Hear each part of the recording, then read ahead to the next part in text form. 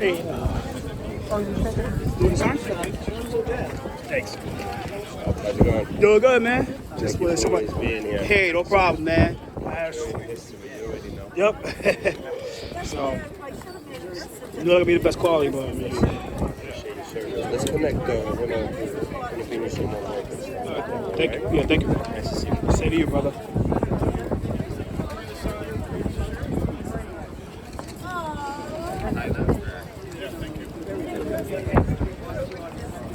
Well, we didn't want to have a negative.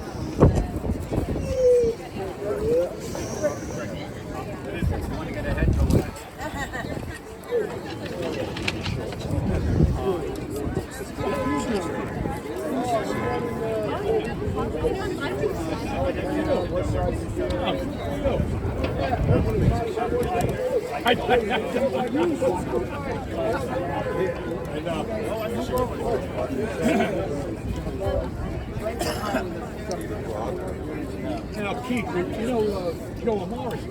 I don't know, but you know, and I would let you know. There's a big turnout. Yeah. It was big because you moved in front of him.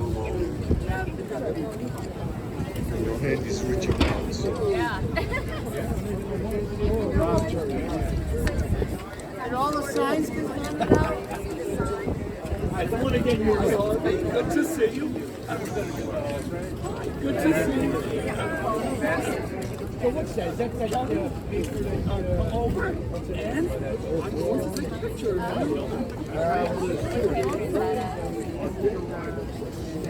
Snap. Yeah. She's a lunatic. Thanks very much. And good to see you when I go 11.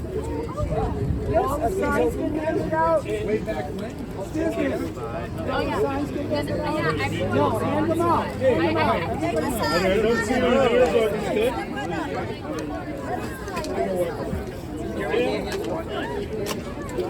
Excuse me.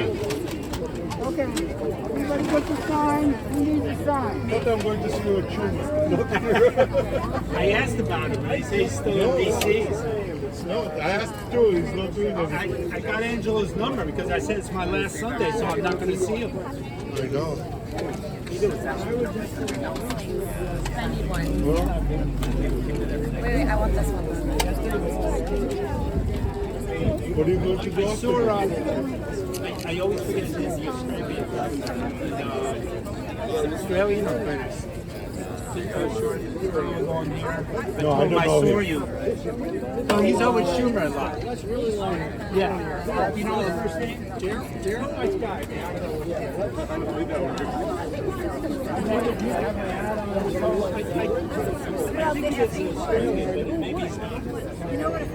Anybody want a sign?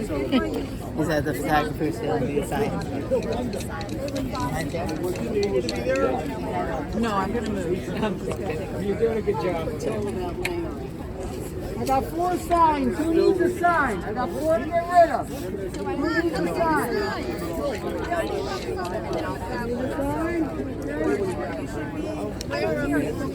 Need a sign?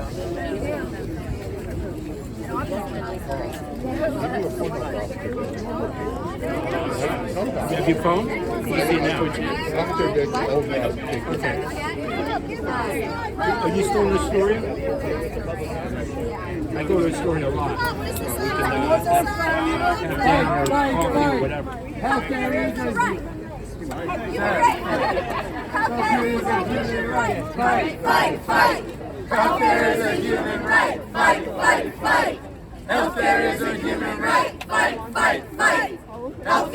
human right. Fight. Healthcare is a human right. Fight. Healthcare is a human right. Fight. Healthcare is a human right. Thank you all so much for being here. We're going to get started. I know today is a pretty busy day for everyone, but it means a lot to see so many community members, elected officials, advocates, workers from Mount Sinai show up because this is an incredibly critical issue for this community. So we're going to start with some remarks from both our elected officials and some of those advocates. And to kick us off, I'm going to turn it to our incredible congressional member, Jerry Nadler. Thank you, Kristen. For more than 125 years, Mount Sinai Beth Israel has served Lower Manhattan, Lower East Side, Chelsea, Gramercy, Chinatown, the West Village.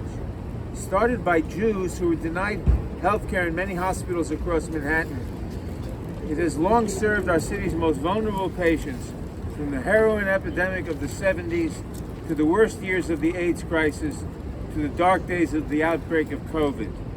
Mount Sinai Beth Israel has had a venerable history as a teaching hospital, providing comprehensive care for hundreds of thousands of residents across Lower Manhattan and Brooklyn. Today, New York City residents and many of my constituents rely on Mount Sinai Beth Israel for critical emergency care and health care. We are here today to say in no uncertain terms that the closing of Mount Sinai Beth Israel would be devastating for the whole area.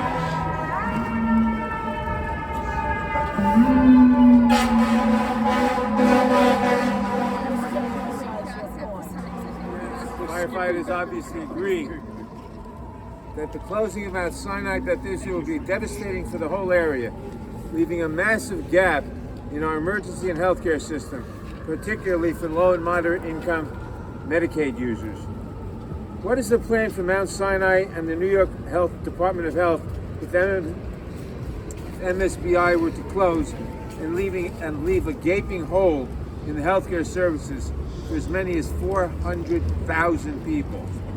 If this hospital were to close, where will these people go? Bellevue and NYU are already overwhelmed and stretched thin. We need answers. If the Mount Sinai Beth Israel Emergency Department and hospital close on July 12th, just 16 weeks from now, how will the residents of Lower Manhattan get the emergency care they need and deserve? Really? What is the alternative? We need to hear we need to hear a viable plan from the New York Department of Health and from Mount Sinai Beth Israel. Our city, its most vulnerable residents who are low-income elderly or suffering from an acute illness that can't wait for an hour-long trip uptown, need this hospital and the service it provides. Without answers to these basic questions, closure is not an acceptable option. Mount Sinai Beth Israel must continue to provide vital emergency and critical care for Lower Manhattan.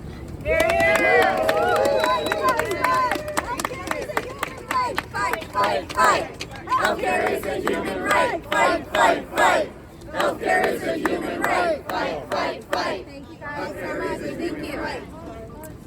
Hi everyone, my name is Kristen Gonzalez. I'm the state senator for District 59, and I'm here as the state senator representing Mount Sinai Beth Israel and a community that has depended on this hospital for generations.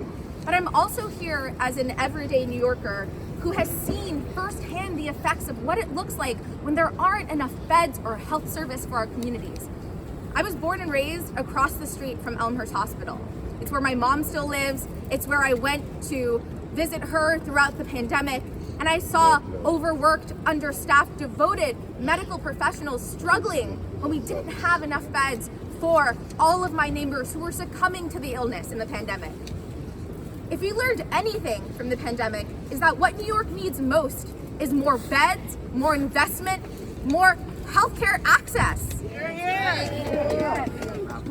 So it's devastating to me that we're here today because Mount Sinai has chosen to pursue closure.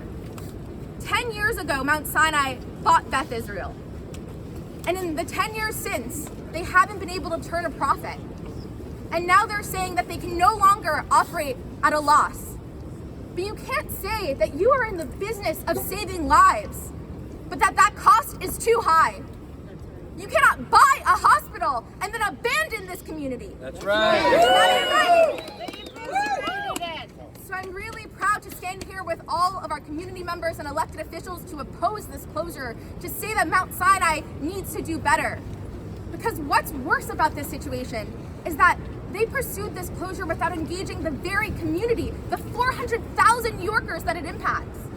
They pursued this closure without any real holistic plan for what healthcare could look like in Lower Manhattan, without engaging the elected officials. Shame. in illegally closed departments. And exactly as you're hearing, they're continuing to close services without the approval of the Department of Health. And this isn't an issue that is just specific to Lower Manhattan, because this is actually emblematic of a larger systemic issue with our healthcare access throughout New York State. Because right over across the bridge in Brooklyn, we have the potential closure of SUNY Downstate. Right now, there are 12 applications at the Department of Health desk to propose closure. There are 27 hospitals in rural New York that are at risk of closure, which is 53% of healthcare access in upstate New York. So whether you're upstate or downstate, this is a critical moment for all of us because we have to demand that the Department of Health, that moneyed hospital networks like Mount Sinai do better for our communities. So thank you all so much today. I encourage every single one of you to reach out to the Department of Health, reach out to the governor, reach out to Mount Sinai, and tell them how dangerous and irresponsible a closure would be at a time where we need more beds, more healthcare access. So let's save Mount Sinai, Beth Israel, and let's continue fighting this fight. Thank you all so much. And with that, I'm going to turn it over to our next speaker, our assembly member also representing the hospital, Assemblymember Harvey Epstein.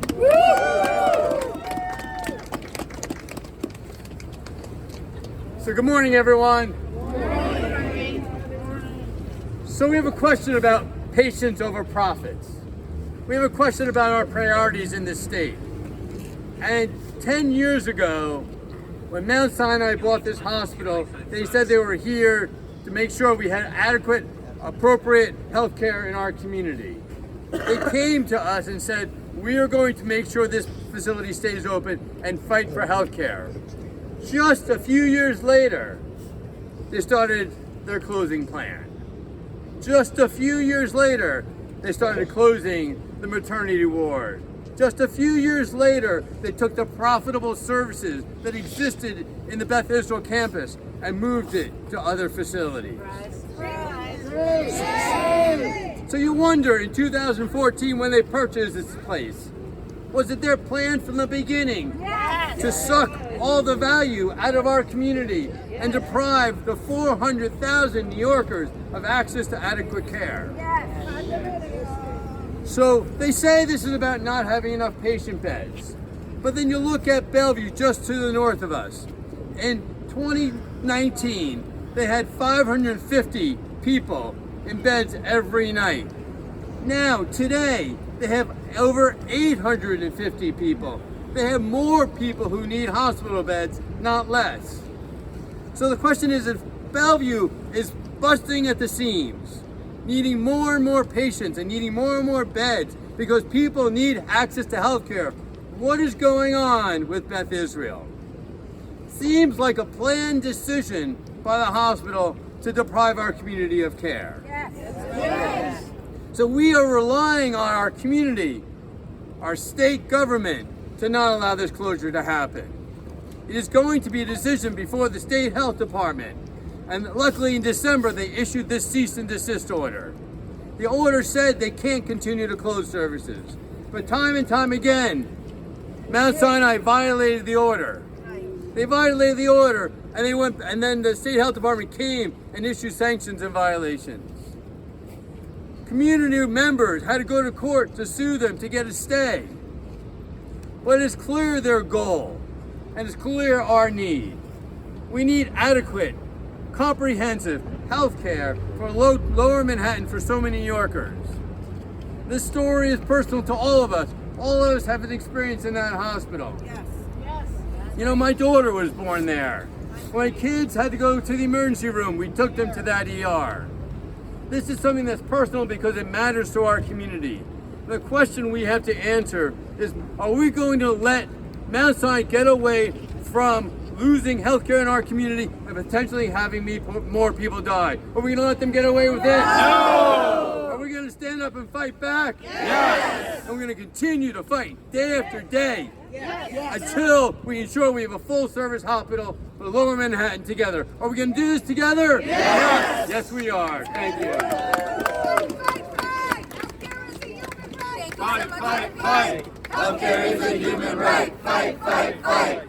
Healthcare is a human right. Fight, fight, fight. Thank you all so much. Healthcare is a human right. With that, we're gonna keep it moving. It's a cold day, but I'm gonna actually turn it over to the state senator who had represented this also before through districting, Senator Brian Kavanaugh. I'll be brief because, as they say, so much has been said, but it hasn't been said by everybody. I am very proud to be here. One of my roles is predecessor to Harvey Epstein, who managed to get at least one non-black clothing item visible. I failed to do. There is blue, but it's cold. I'm glad you got a new jacket, though. Thank you. A whole other story there. But no, I was the assembly member for this during much of the last fight against the closure here, and I currently represent basically everything south of 14th Street, which means I represent the community in the Lower East Side that very much depends on this, as well as many other Lower Manhattan residents.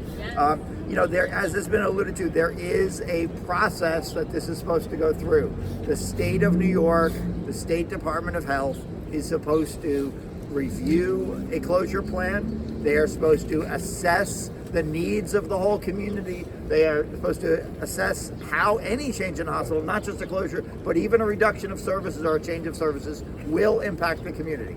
It is incumbent upon the hospital that is seeking to diminish services and the health department to be transparent about that, to be clear how on earth they think people are going to get the services they need if this goes through, and to do a full review. That is what we're insisting on. We are actively engaged in conversations with the executive branch about this, but this process is broken. These folks have an opportunity to address that now. I was proud to join my Senate colleagues, including Senator Gonzalez, in introducing legislation that would improve that process just the other day with our Health Committee Chair, Gustavo Rivera. But we don't need the executive branch in this hospital don't need us to change the laws, to tell them to do the right thing, to work with this community, to follow the existing law. Thank you for that amendment. To follow the existing law, and to engage with us and ensure that they are not denying this community basic access to healthcare. We're all in this together. We're working hard on it. Thank you to everyone from the community who is joining us today.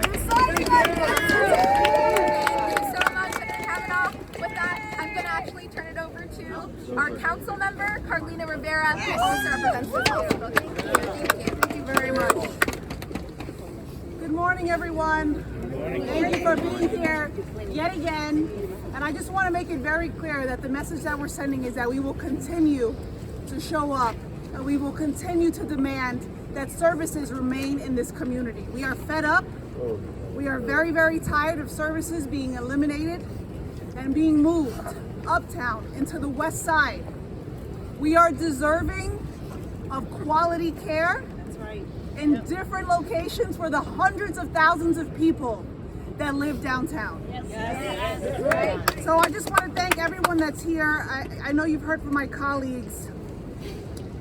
We have seen a cease and desist order. We have seen ongoing investigations by numerous media outlets, and yet they continue here at Beth Israel to close services, to allow certificates to expire. We are worried as a community. We are scared. And we are absolutely upset because we made this community. We take care of each other. And we have been promised over and over again that services would remain and that we would be okay for generations to come. Now, the burden is going to be on Bellevue yet again, a place that has already seen their emergency room patients expand, a hospital that has already seen hundreds of more babies born per year. That is only going to increase. Right now, we've asked Bellevue Hospital, what are you doing to prepare? If this hospital should close, they say, we prepare for when. They want to physically expand their footprint because they know that patients will be coming to Bellevue. We need a level 1 trauma care center. We need numerous locations to take in patients, and we cannot just have one space that welcomes the most vulnerable, our immigrants, our poorest New Yorkers, families seeking asylum. That is what is happening at Bellevue right now. Every single company, corporation, voluntary hospital has to do their part, period. So I just want to say to everyone that is here, we know there are necessities. There is emergency care, and there is also psychiatric services that we desperately need in this community. These are deal breakers. These are things that we have told Mount Sinai over and over again that we absolutely are in dire need of, and we will not quit until we get them to the table in fair negotiations and in good faith. So I want to thank my colleagues again. I know they're working hard to ensure in the state budget there is money for care, but we also owe it to the patients and to the workers inside that hospital.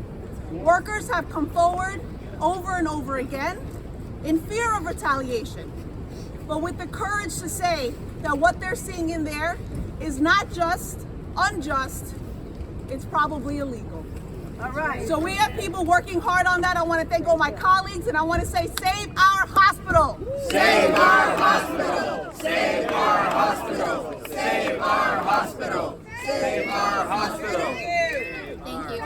Thank you all so much. You just heard from electeds from our federal government, state government, city government, because across levels we're united in this fight for our right in Lower Manhattan to have healthcare access, to save and protect these beds. And so I really want to thank you all. We're actually going to turn it to now an advocate who has been key in this fight, key in the coalition to save Mount Sinai Beth Israel, Mark Haney, who's the director of Metro New York Healthcare for All. So thank you so much, Mark.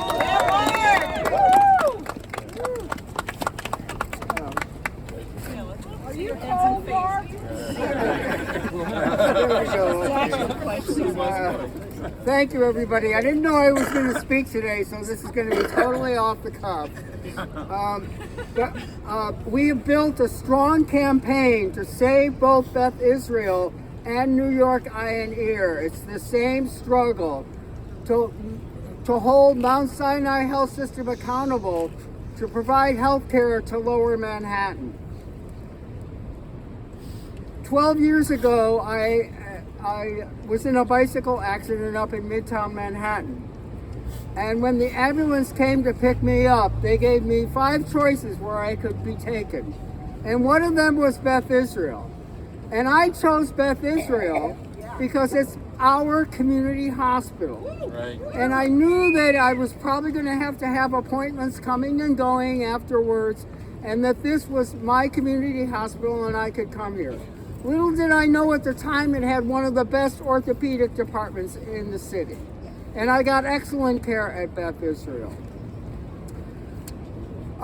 We've been proud to be working with a whole cadre of electeds, as Councilmember Rivera was just referencing, that represent Lower Manhattan, as well as the Borough President, the Public Advocate's Office, and the Attorney General's Office. So we've got a really strong team in place. All the community boards are working together on this campaign. And the good news is that our elected officials have been having some conversations with the Governor's Office and with the Department of Health, and they seem positively disposed to kind of do the right thing. But those conversations and those decisions are just starting to get underway. But the key decision maker here is Governor Kathy Hochul. She's the one who can provide the leadership to make sure that Lower Manhattan has access to hospital-based services and does not become yet another hospital desert in New York City. And so a lot of our signs here today are calling on Governor Hochul to be a hero. She can be the hero that we need, but she has to make that decision. She can either be the hero for Lower Manhattan, or she can stand aside and be the de facto undertaker. That's her decision. She has to make that decision. And she doesn't have a lot of time to make it because they're scaling back services pretty quickly inside Beth Israel. There's some decisions that are going to happen in the state budget over the next week or two that will lay a better groundwork. There's this new bill that's introduced in the legislature last week to set up a better system of the state's oversight of hospital closures, of full closures, as well as closures of departments, and we hope to get that enacted by the end of this year. And I want to thank Senator Kavanaugh for carrying that bill in previous legislatures, and now the chair of the Health Committee has taken that over. So that's the situation that we're at. We've got to play the long game here and keep at it. We can succeed step by step by step, working together. We're now developing a partnership with the healthcare union that represents the workers inside Beth Israel, 1199 SEIU, United Healthcare Workers East. So that's also a good development. And we'll keep at it, and we're going to succeed, and we're going to make sure that Lower Manhattan has access to hospital-based services. So let's do it all together. Save our community hospitals. Save our community hospitals. Save our community hospitals. Save our community hospital. Thank you. Thank you, Mark, for all your work and your leadership on this issue. And this coalition is strong across all parts of Lower Manhattan. And I want to bring up a true champion for Lower Manhattan, chair of the Environmental Conservation Committee, a really familiar figure for our community who continues to fight every day for our neighbors. I want to bring up Assembly Member Deborah Glick. Thank you, Harvey. Thank you, Senator Gonzalez. For months, let's be clear, this didn't come out of the blue. For months, we have tried to get answers. We've asked the health department, we've asked Mount Sinai. They have been very slow in responding to this community. There is a requirement to have community engagement. There was one hastily called meeting that was poorly advertised by Mount Sinai. Everybody here did their best, and we had an overflowing crowd that could not be accommodated in the small space that they had designated. We understand that the people in this community, whether they are private pay or whether they are Medicaid or whether they have no insurance at all, have depended on this hospital, depended on it for their health care, for their survival. It is unacceptable for Mount Sinai to come downtown 10 years ago, buy a hospital, and then 10 years later tell us, well, you know, the facility is old. Did you not have an inspection? Meantime, the health department, while we appreciate them stepping up with a cease and desist order, it took a lot of time for that to occur. And while that was happening, this hospital is still being stripped bare of services. It is unacceptable, unacceptable. And so while we as elected officials, as you as community members, will continue to advocate, we're going to have to up the game. We're going to have to make sure that calls go in every day to the governor's office. We are going to have to let Mount Sinai know that they can't keep their flagship uptown and strip out Beth Israel downtown. We're not going to let them, as their chief executive officer suggested to us, well, people will just have to go to Bellevue or NYU. Maybe everybody should think about choosing a different hospital than Mount Sinai. Thank you very much. Thank you, Assemblymember Glick, for your work and your leadership. And now I want to bring up someone who's well known to this community. Up until a year ago, represented the east side of this facility, and through a redistricting process, we were very lucky to have Chris Gonzalez, but we lost another champion in the state senate who's been fighting with us every single day to save this hospital and save this community through the times when we fought to preserve the rent laws and fight for housing. Is a real true champion for this neighborhood. That's Senator Brad Holyman Siegel. Thank you. Thank you, Senator Gonzalez. Gonzalez. I'm State Senator Brad Holyman Siegel. I used to represent Peter Cooper Stuyvesant Town and East Midtown and the East Village. Sadly, Lucy and I no longer do. We've been pushed west, but I have to say, the last time we were here at this very location was to try to save this hospital.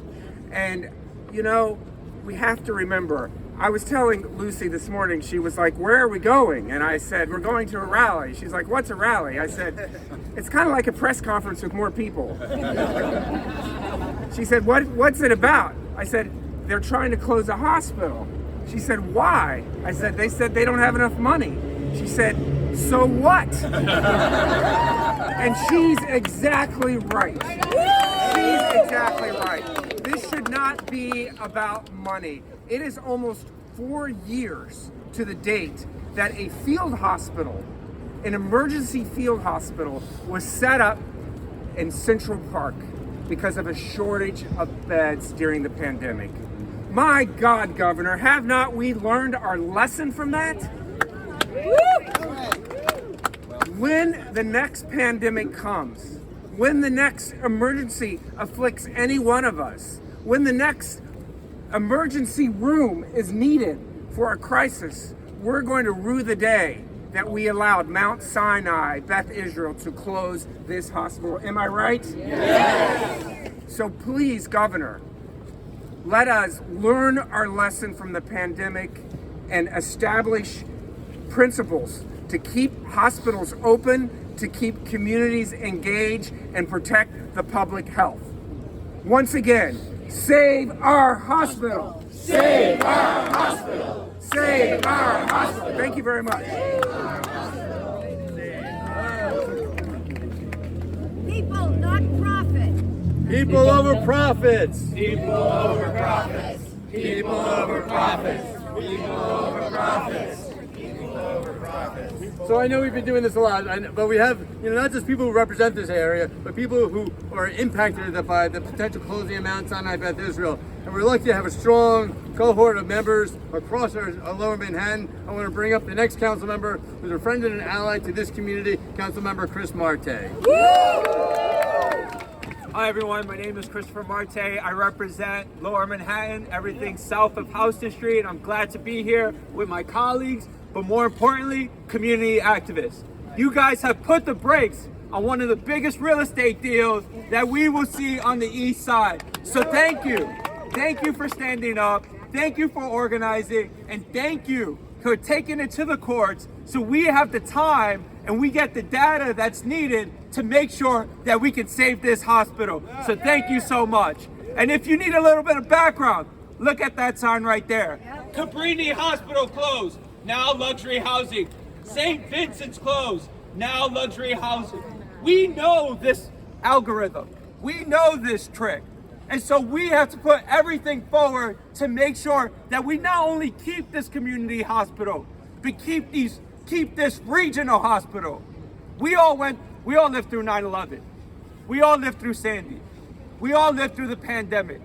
Didn't we need every single hospital bed? Yes. Didn't we need every single doctor? Yes. Didn't we need every single nurse? Yes. So why in 2024 are we making the decision to close our beloved hospital? Exactly. But we are here from the federal government with Jerry Nadler, from the state colleagues, there's a lot here so I can't name all of them, and from our city council to make sure that we put a stop on this real estate deal. Thank you so much.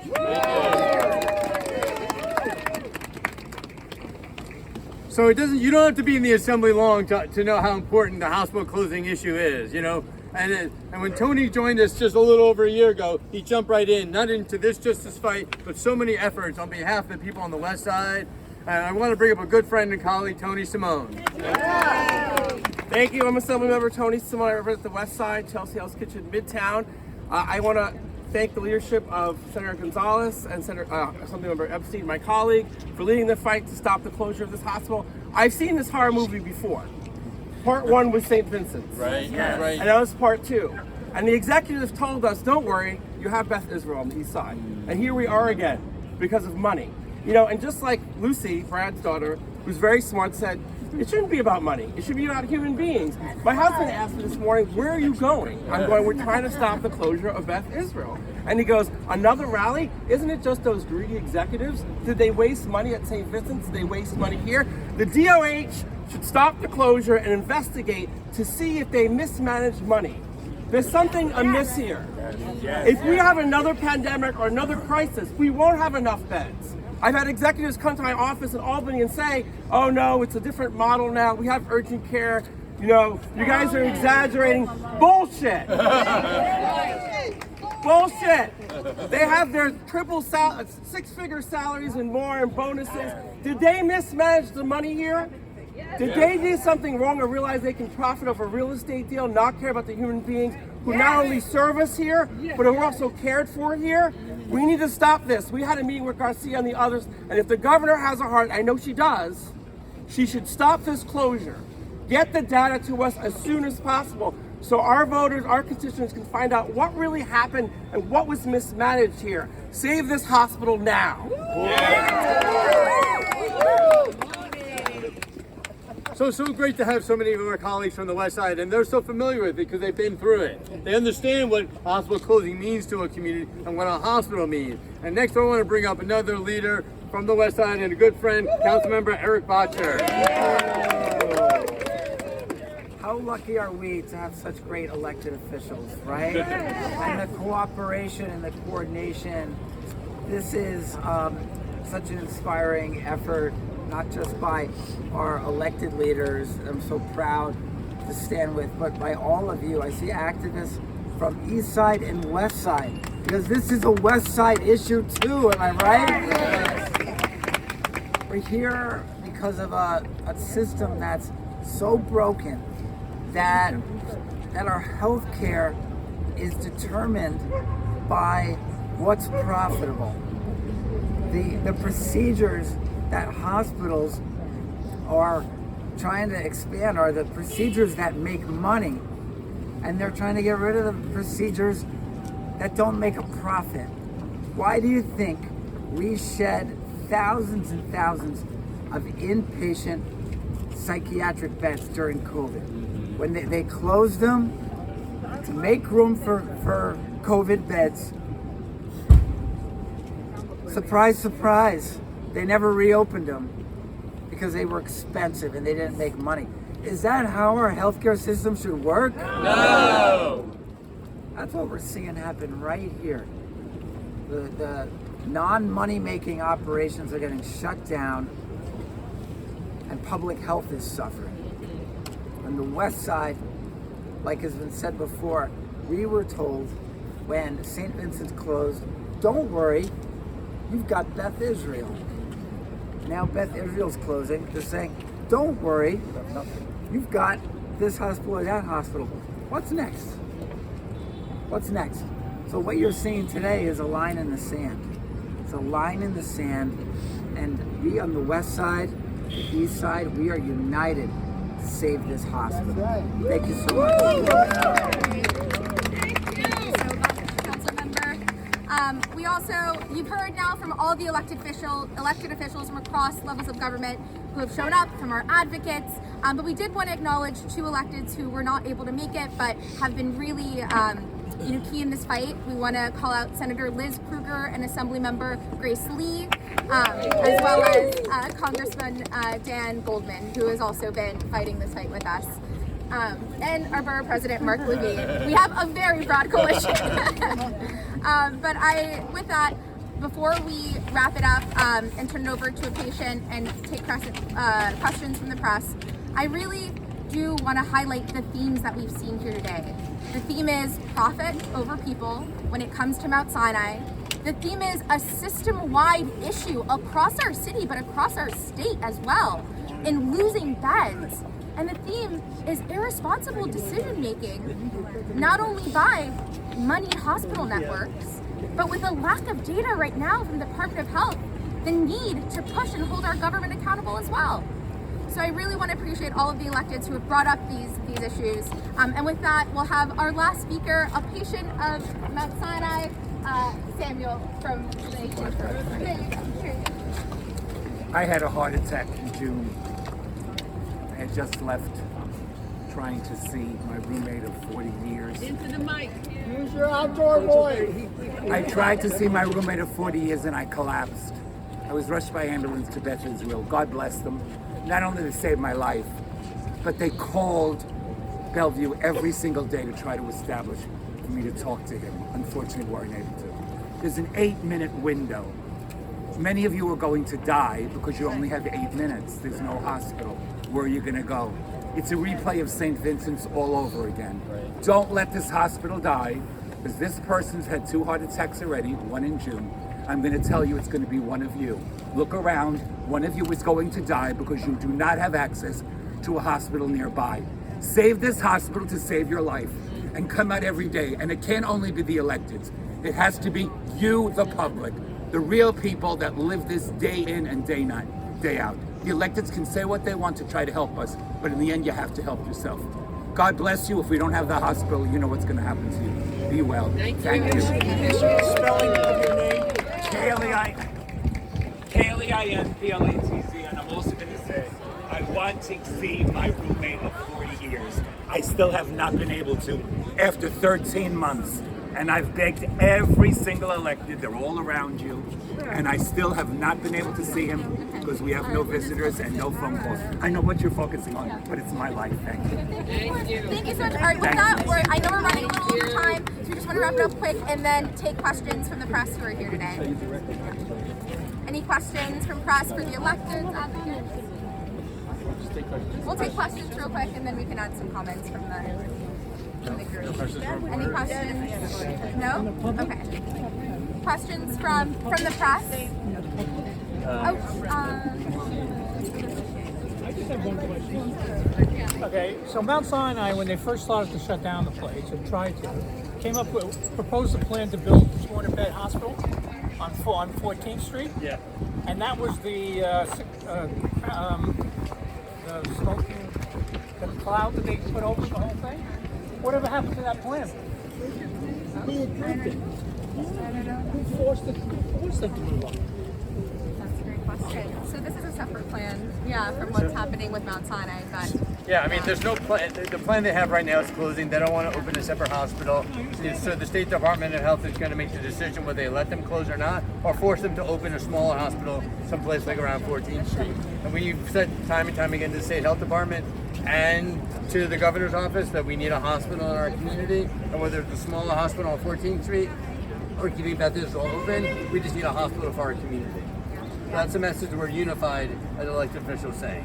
And we're also saying that the Department of Health doesn't have, again, they haven't collected the adequate data to say what continuity of care would look like. So that's why it's so important to protect this while we are forcing or asking our government to at least come up with a higher level plan for Lower Manhattan, but also, again, you mentioned SUNY downstate, you mentioned hospitals in other areas that are also at risk of closing.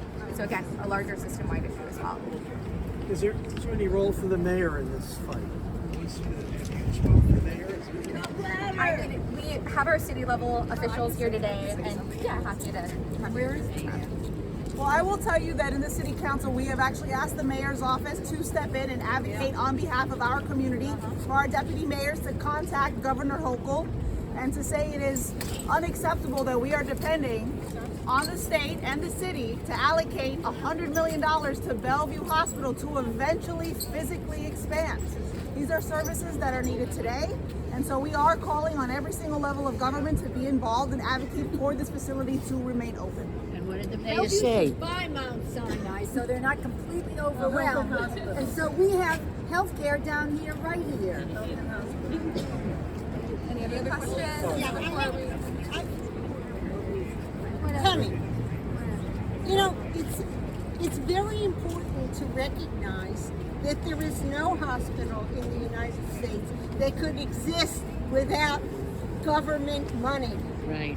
And all, you know, they talk about the kind of people that there are, or, you know, maybe Medicare can pay more for people. But that means that Medicare is the sine qua non of all of these hospitals. And it would be interesting to see what would happen if Mount Sinai's Medicare bills are not paid. Thank you all so much. Healthcare is the right. Healthcare is the right. Are you going to each day? Yeah, the whole gang is going.